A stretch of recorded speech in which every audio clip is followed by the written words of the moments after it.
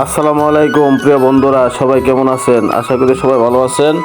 আমি আজকে একটা সুন্নতে খাতনার অনুষ্ঠানে উপস্থিত হলাম এবং এই ছেলেটার সুন্নতে খাতনা হবে কিছুক্ষণ পরে। আমরা সবাই এই খাতনাতে উপস্থিত হয়েছি এবং আজকে আমরা সবাই মিল্লা খঞ্চা খাইতেছি।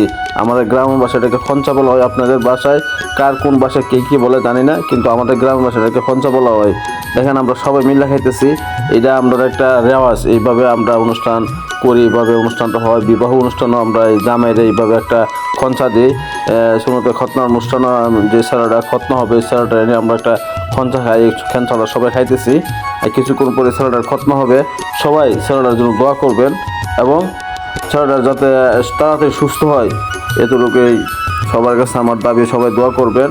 আর সবাই কেমন আছেন, কে কোন জায়গা থেকে দেখছেন, এবং এই যে আমরা খাইতেছি খঞ্চাটা আপনারা কার এলাকায় কী বাসায় বলে থাকেন, আশা করি অবশ্যই কমেন্টে জানাবেন। সবার কাছে শেষ পর্যায়ে সবার কাছে এই কথাটা বলতে চাই, সবাই ভালো থাকবেন, সুস্থ থাকবেন। নির্বাচনের আপনাদের যে মনোনীত প্রার্থী তাকে ভোট দিবেন এবং যোগ্য থেকে ভোট দিবেন, দক্ষ থেকে পক্ষ নেবেন, এটাই সবার কাছে দাবি।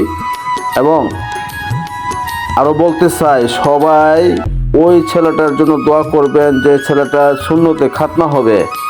সবাই ভালো থাকবেন, সুস্থ থাকবেন, এই কামনায় আজকের মতো এখানে শেষ করছি। আসসালামু আলাইকুম।